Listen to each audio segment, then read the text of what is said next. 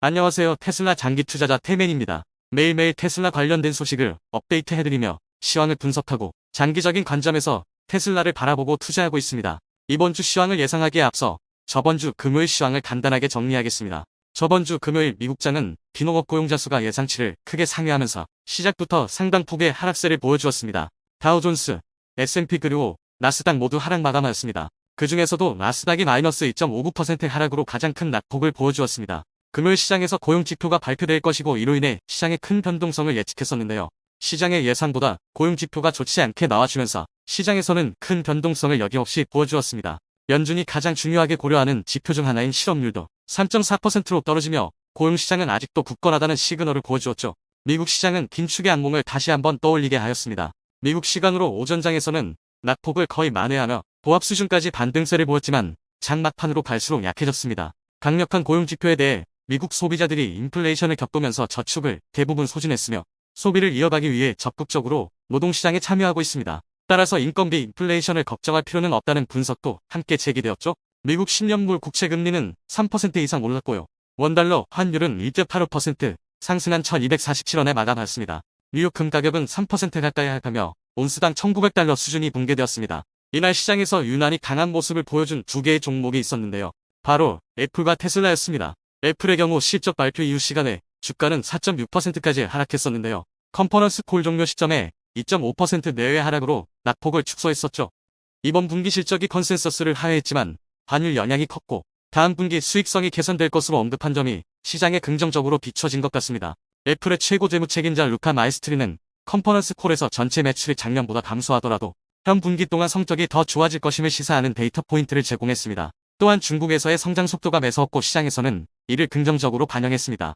애플의 경우 이미 바닥을 지나는 중이며 1분기부터 실적이 크게 개선될 것을 전망하면서 저번 주 금요일 좋은 모습을 보여주었습니다. 테슬라도 금요일 장 초반 좋은 흐름을 보여주었지만 상승폭을 거의 다 반납하면서 0.91% 약보합으로 마감했습니다. 테슬라의 경우 중국에서 판매량이 급증했다는 소식이 있었는데요. 가격 인하 전략이 효과를 보이며 1월 판매량이 직전달 대비 약 18% 증가하였습니다. 테슬라가 올 들어 한 달 동안 중국 상하이 공장에서 만든 자동차 중 66,051대를 판매했다고 발표했는데요. 지난해 12월 판매량이 55,796대였던 것과 비교하면 18% 증가한 수치죠. 전년도 1월과 비교해 보아도 약 10%가량 증가하였습니다. 판매량의 상승세가 대단합니다. 테슬라는 지난해 말 수요 부진으로 전기차 판매가 감소하자 중국 시장 내 전기차 판매 가격을 대폭 인하했습니다.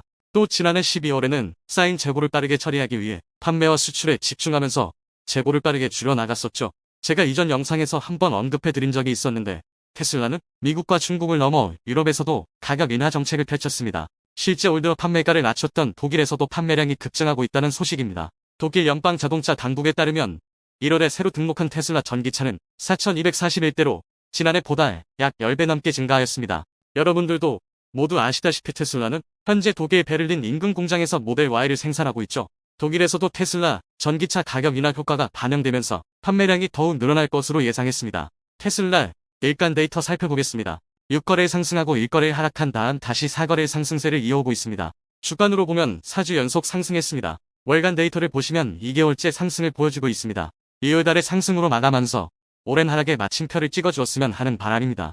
차트 살펴보겠습니다. 제가 그어놓은 199불대선에 정확히 터치하고 내려왔습니다. 저번 영상에서 말씀드린 바와 같이 200불은 아주 강력한 저항선이자 지지선이라고 말씀드렸는데요.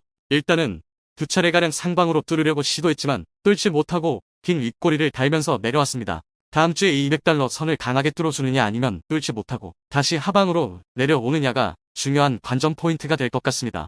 만약에 200달러를 뚫지 못한다면 1차적으로 180불, 2차가 170불이고요. 이것도 깨진다면 갭시어로 내려오면서 145불대가 3차 저항선으로 작용해주는지 지켜보면 좋을 것 같습니다. 이번에 200달러를 뚫지 못하면 조금은 지루한 횡보장이 이어지지 않을까 조심스럽게 예측하고 있습니다. 제가 참고하는 세 가지 지표인 스토캐스틱 슬로우, RSI 그리고 MFI를 보겠습니다. 스토캐스틱 슬로우 고점 신호죠? RSI도 70을 넘기면서 고점 신호죠? 근데 MFI의 경우 하방으로 내려오는 듯 하면서 다시 상방으로 올리는 듯한 모습을 보여주고 있습니다. 아직 상승 여력이 더 있다는 듯한 느낌을 주고 있지만 나머지 두 개의 보조 지표가 모두 과매수 구간을 보여주고 있어서 쉽게 매수할 자리는 아니라고 보고 있습니다. 정리하면 지금은 이도저도 하지 못하는 애매한 상태이고요. 만약에 현금이 없으신 분들이 계시다면 부분 익절하기에는 좋은 자리라고 판단하고 있습니다.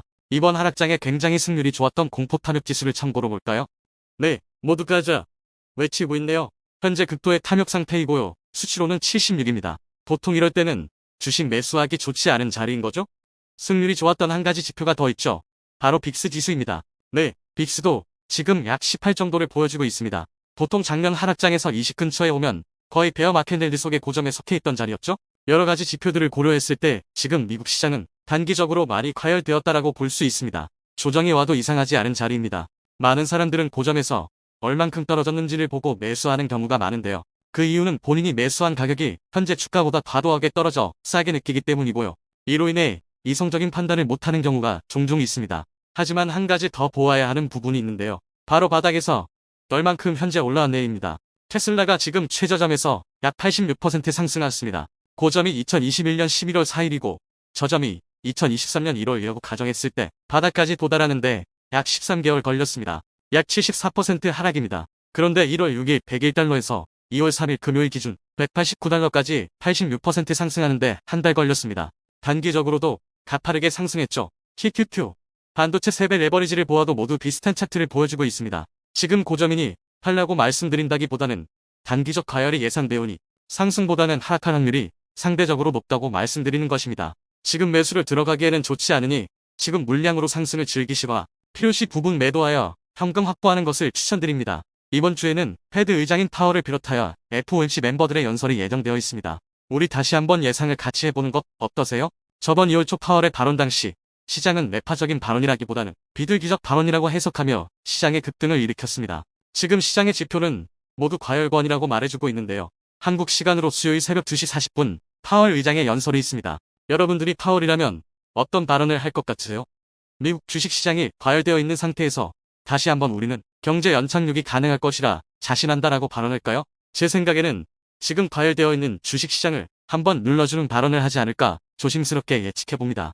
연준은 주식시장이 가파르게 오르는 것을 달갑게 여기지 않는데요. 주식시장이 가파르게 오르면 많은 투자자들의 자산이 증가하고 이로 인해 발생하는 여러 부작용이 발생하기 때문이죠.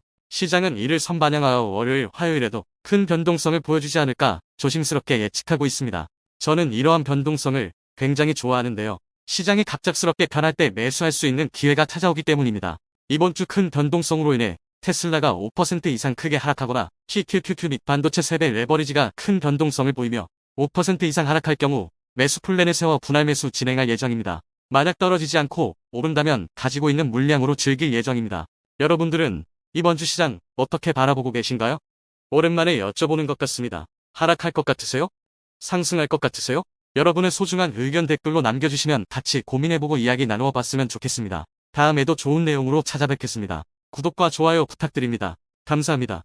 Even when you feel low, you can still go. Even when you feel slow, you can still go. Even when there's no hope, you can still go. I never answer to no, man, I still go.